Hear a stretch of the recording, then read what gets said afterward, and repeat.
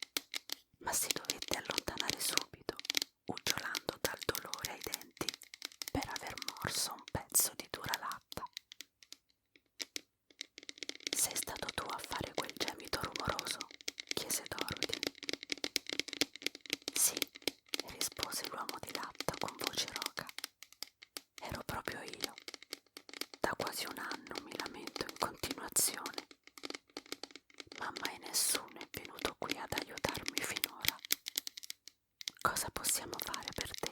Domandò la bambina.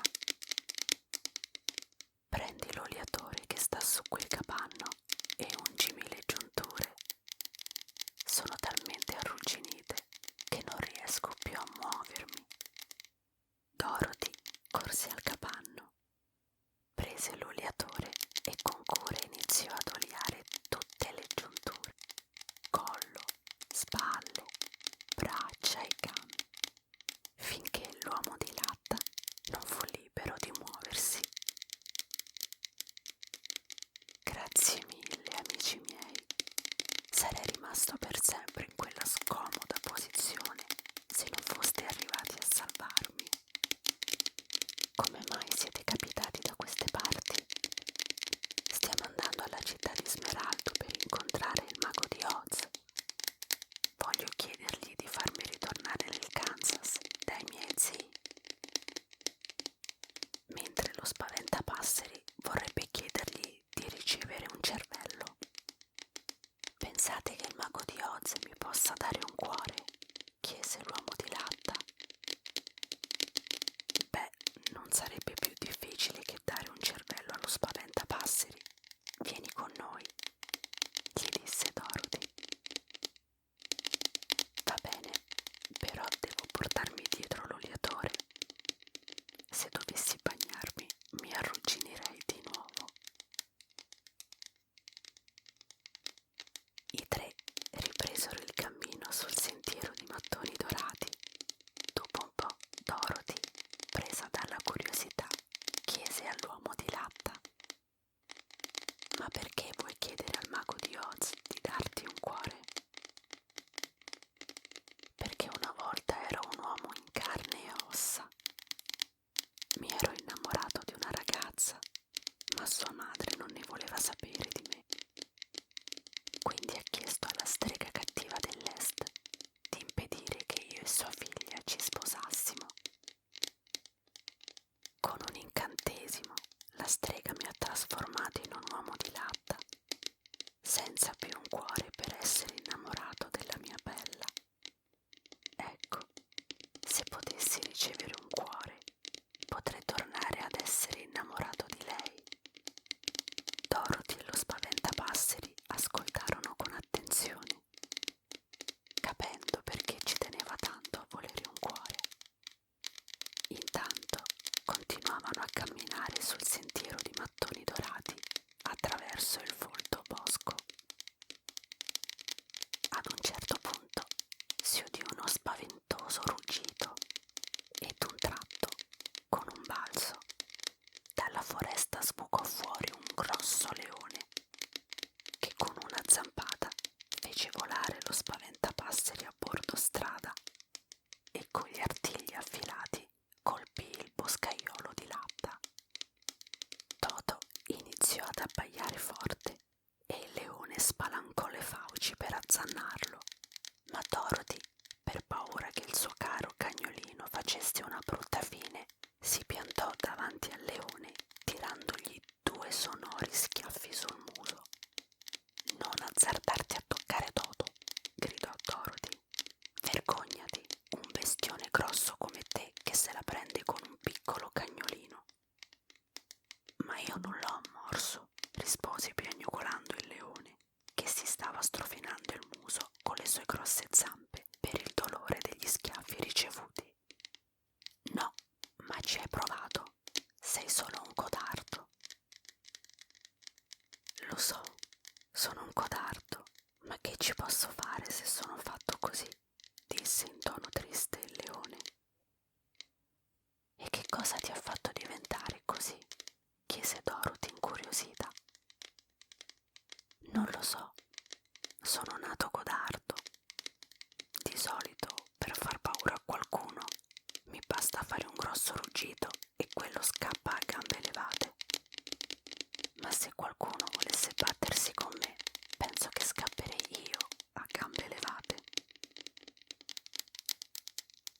Ma un leone come te dovrebbe essere il re della foresta, esclamò lo spaventapasseri, che intanto si stava rassettando i vestiti, mentre l'uomo di latta si puliva i graffi.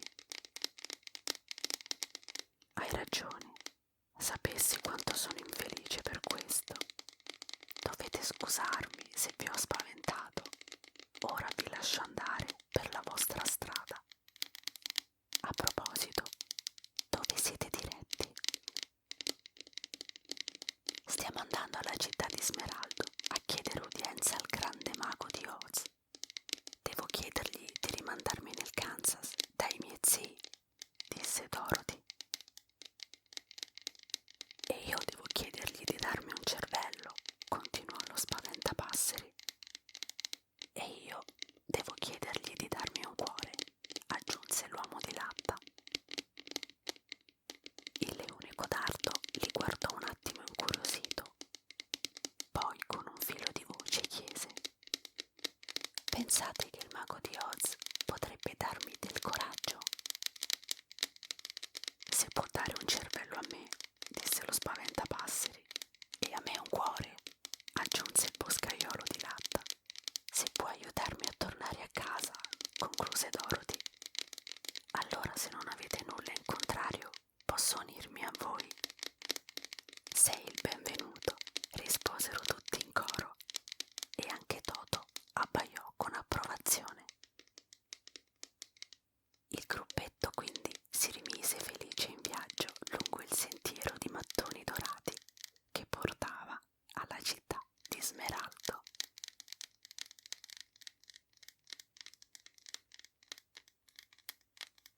L'episodio di oggi finisce qui.